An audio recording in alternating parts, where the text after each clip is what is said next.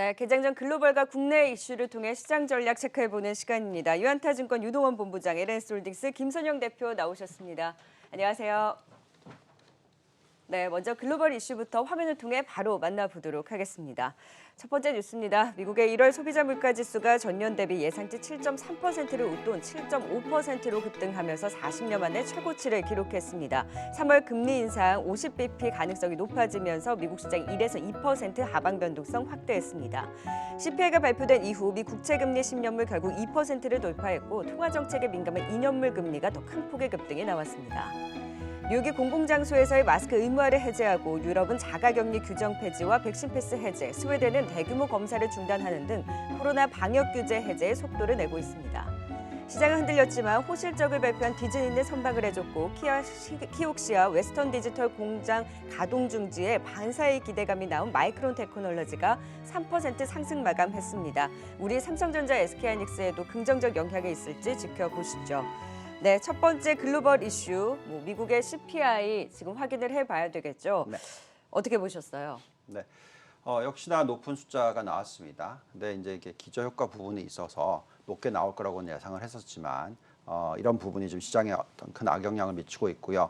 그렇다 보니까 우리가 계속 얘기했던 게 목요일 날 이 CPI 숫자는 보고 확인하고 투자를 늘리자라는 부분에 있어서 역시나 그렇게 지금 이어지고 있습니다. 그럼 우선 숫자부터 확인을 해보면요. 1월 달 숫자가 물가 상승률이 7.5%가 나오면서 예상치인 7.3%보다 훨씬 높게 나왔습니다. 40년 만에 최고치이고요. 또 근원 인플레이션을 한번 보시면 이 숫자가 사실 더 중요하겠죠. 지금 현재의 6%가 지금 나오고 있습니다. 원래 5.9% 정도 올라갈 거라고 예상을 했는데 그것보다도 더 높은 근원 인플레이션 숫자가 나오고 있습니다.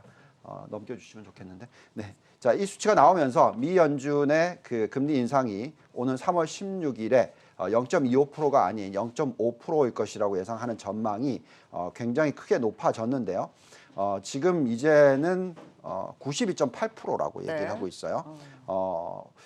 지지난주에 얼마 했냐면 8%였어요. 네. 네, 그게 이제 이번 주 초가 되니까 28.8%였고요. 이제 오늘 장이 끝나니까 92.8%로 확대되고 있다라고 나오고 있습니다.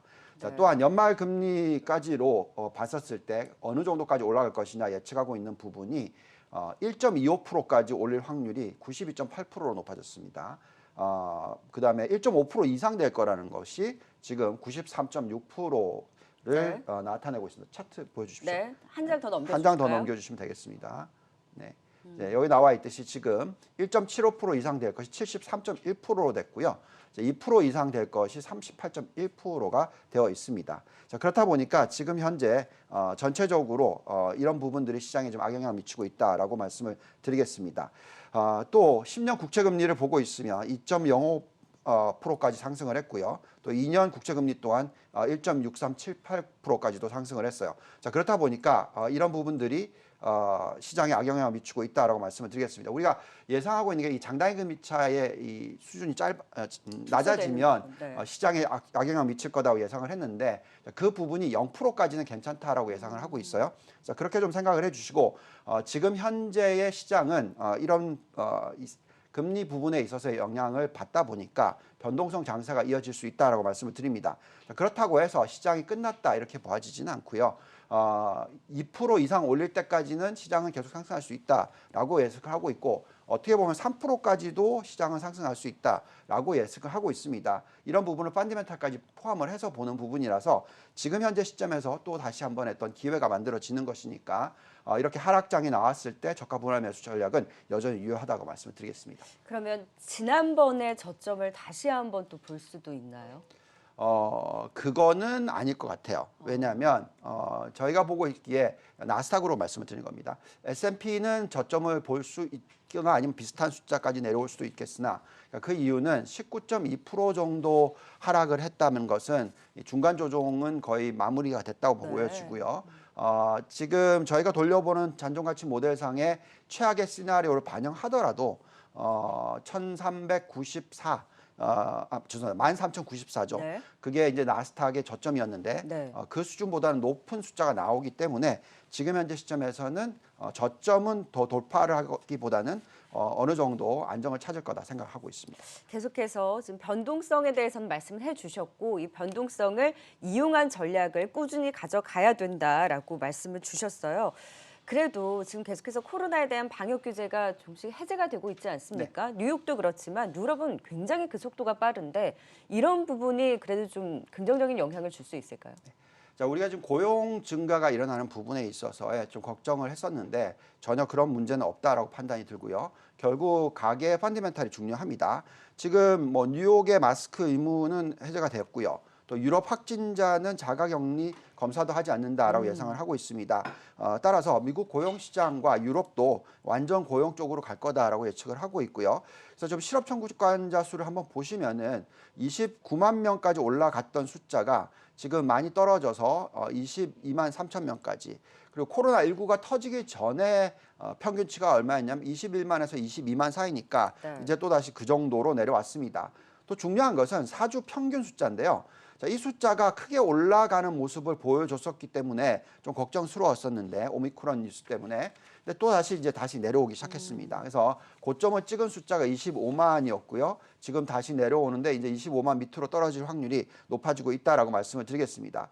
자, 이렇게 완전 고용이 일어나면 많은 분들이 걱정하는 게 금리를 빨리 올리게 되면은 네. 고용이 일어난다 하더라도 소비가 안 일어나는 게 아니냐, 소비 숫자가 만족스럽지 못할 거 아니냐 이런 걱정들을 하십니다만 저희가 판단하기에는 이렇게 임금 상승이 높다면은 당연히 소매 판매와 연결이 될 거다라고 예측을 하고 있어요. 특히 가계 부채 비율이 지금 굉장히 낮고 또 저축률이 높은 상황에서 미국의 전반적인 소비 패턴은 이렇게 임금이 이제 올라가고 나면은 또 올라갈 거라고 예측을 하고 있기 때문에 우리가 지금 현재 시점에서 너무 걱정할 필요는 없다고 말씀을 드립니다. 또 실적 발표들이 지금 쭉 되고 있잖아요. 네. 디즈니 실적 발표 나왔고 또 뭐 마이크론 실적도 또 나올 거고 전반적으로 업종들을 보시면은 펀더멘털이 튼튼하고 가격 전가가 가능한 업종들은 계속적으로 높은 매출 증가율과 영업이익 마진율을 보여주고 있기 때문에 지금은 다시 말씀을 드립니다만 실적을 보면서 투자를 하는 그런 타이밍이다라고 말씀을 드리겠습니다. 네, 그래도 앞으로에 대해서는 좀 긍정적인 방향에 대해서 오히려 그 방향으로 가는 데 있어서의 조정은 기회다. 특히나 가격 전가가 되는 실적이 받쳐준 종목들 중심의 말씀을 또 주셨습니다. 자, 이번에는 국내 뉴스를 통해서도 또 국내 증시 전략 세워보도록 하겠습니다. 화면을 통해 만나보시죠. 자, 최근 물적 분할을 잠정 중단한 CJ E&M이 미디어 고성장에 힘입어 지난해 영업이익 3천억 원에 육박 사상 최대를 기록하고 자회사 스튜디오 드래곤도 호실적을 기록했습니다.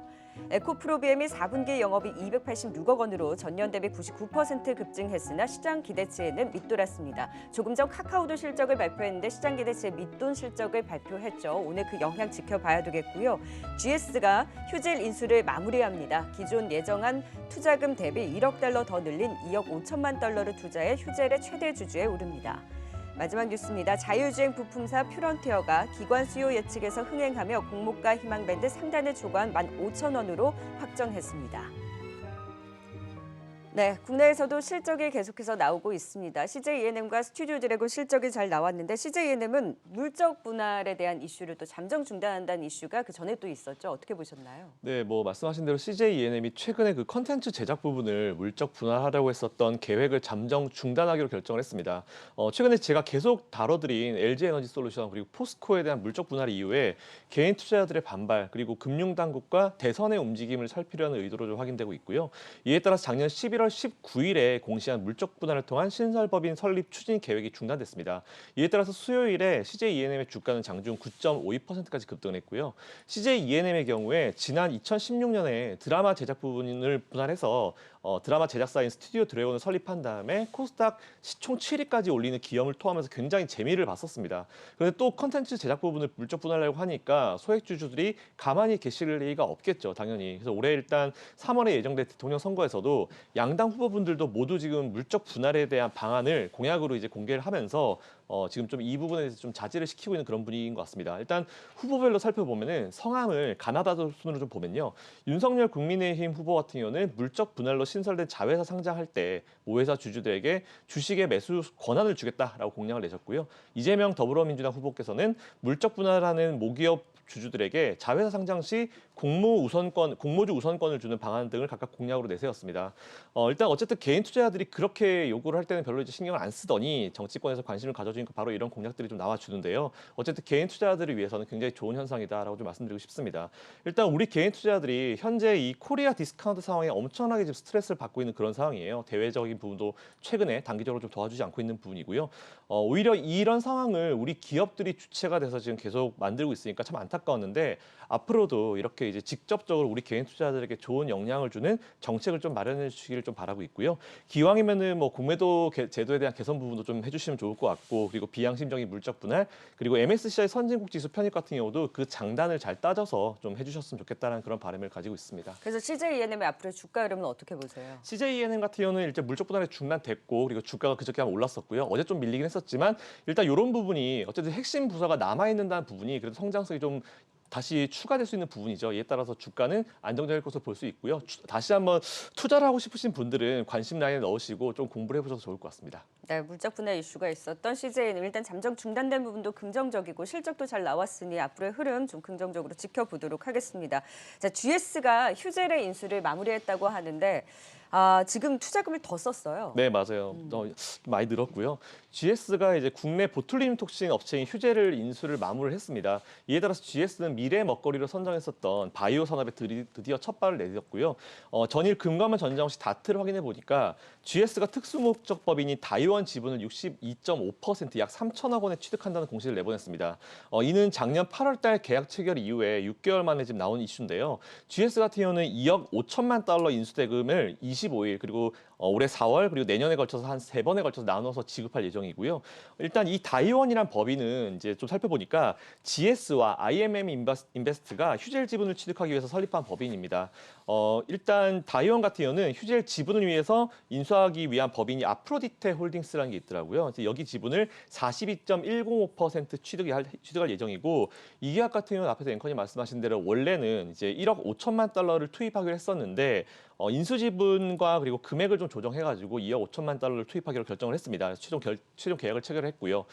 참고로 휴젤 같은 경우는 지난해 매출이 2,425억으로 레티버 효과 제대로 보면서 사상 최대 실적을 냈습니다. 이에 따라서 휴젤도 앞으로 실적에 대한 개선 추가적으로 계속 좋을 것 같은 기대감도 이어지고 있는 부분이고 GS 같은 경우도 실적이 발표됐는데 굉장히 잘 발표가 됐거든요. 그래서 앞으로 GS와 휴젤 같은 경우 여러분들이 투자를 하실 때 계속 참고로 좀 놓고 보셔도 좋을 것 같다라는 말씀드리겠습니다. 투자금을 더 써서 휴젤을 인수하는 부분에 있어서 GS는 그래도 같이 시너지에 대한 네. 긍정적인 평가군요. 네, GS와 함께 휴젤에 대한 인수 이슈까지 긍정적인 부분 또 확인을 해봤습니다. 이제 투자 전략을 세워봐야 될 텐데 걱정이 많으실 텐데 좀 한 말씀 해주시죠.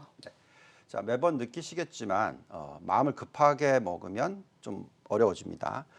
연휴 기간 동안에도 미국 증시가 많이 올랐죠. 그러다가 또 큰 폭의 바로 다음 날 하락을 했습니다. 또 이번에도 지금 이틀 연속으로 큰 폭으로 상승을 했고 네. 또다시 하락을 합니다. 그래서 역시나 시장은 한 번에 올라가는 장이 나오긴 어렵다라고 말씀을 드리겠고요. 어느 정도 이제 바닥은 잡았는데 올라가는 속도는 천천히 올라갈 것이고 상반기는 그래서 저가 분할 매수 전략이 맞다라고 말씀을 드립니다. 그럼 언제까지 계속 좋게 볼 수 있느냐 하는 부분에 있어서는 우리는 미 연준이 금리를 적어도 2%, 좀 많이 올리면 3%까지 올릴 때까지도 시장은 살아 있을 것이다라고 예측을 하고 있고요.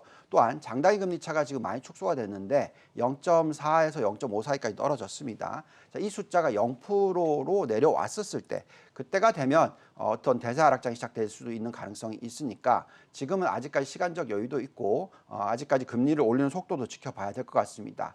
이렇게 하락하는 날 뭐 10분의 1씩 이렇게 저가 분할 매수하는 전략을 펴시면 올해 상반기에 좋은 포트폴리오가 구성이 되지 않을까라는 생각이 듭니다. 네, 김선영 대표께서는 국내 증시에 대한 투자 전략 어떻게 세워주실까요? 네, 일단 뭐 오늘 우리나라 같은 경우는 미국의 이 CPI 발표에 대해서 영향을 좀 받을 수밖에 없을 것 같은데요. 근데 제가 또 다양한 프로그램이나 우리 프로그램에서 말씀드렸던 부분이 저는 이번에 3월 달에 25bp 하든 50bp 하든 솔직히 상관없다라는 좀 생각을 가지고 있어요. 왜냐하면은 제 기억으로는 이제 50bp를 마지막으로 올렸었던 게 2000년도 초반에 앨런 그리스펀 의장이 올렸었던 걸로 기억을 하고 있습니다. 근데 그때 당시에는 이렇게 올리긴 했지만 그걸 갖다가 이제 경기에 대한 기대감이 잡아먹으면서 지수가 그때부터 랠리가 나왔었거든요. 그래서 오히려 저는 오늘 제 제가 준비한 제목은 2000년도 중후반의 흐름이 재현되기를 기대합니다라는 제목으로 준비를 해봤는데 일단 현재 지금 경기가 많이 괜찮아지고 있는 부분이고 미국에서도 지금 월급 같은 기본적인 부분들이 올라오고 있기 때문에 사실 이런 부분들이 소비의 위축으로만 이어지지 않는다라고 하면은 이 부분이 언젠가 딱 특정 기점을 기준으로 해가지고 오히려 증시 화랑 그리고 경기 화랑 쪽으로 이제 한 번의 분위기가 완전히 전환될 수 있을 거라 보고 있어요. 그래서 따라서 저도 일단 오늘 우리나라 증시는 초반에 좀 눌림이 있을 수 있습니다. 그리고 초반에 지금 카카오 등 기업들이 실적이 좀 애매하게 나오면서 오늘은 좀 쉬어갈 수 있는 장세가 만들어질 수 있을 것 같은데 저는 올해 같은 경우는 특히 3월 달까지 같은 경우는 매수의 기회로 좀 삼으시고 지금은 사이트를 좀 길게 가지실 필요가 있다는 말씀 드리고요. 3월 금리 인사 발표 오히려 그 이후에 불확실성이 제거가 되면서 시장 분위기는 연말까지 분명히 달라질 거다라고 보고 있습니다. 네, 3월 금리 인상까지 변동성을 확대하는 시장에서 그 변동성을 이용한 전략에 대한 공통된 의견까지 주셨습니다. 지금 미 선물 시장 딱 보합권에서 움직이고 있는데요. 오늘 우리 시장에 미친 영향 계속 지켜봐야 될 것 같습니다. 팩트체크 지금까지 유안타증권 유동원 본부장, LNS홀딩스 김선영 대표였습니다. 말씀 고맙습니다.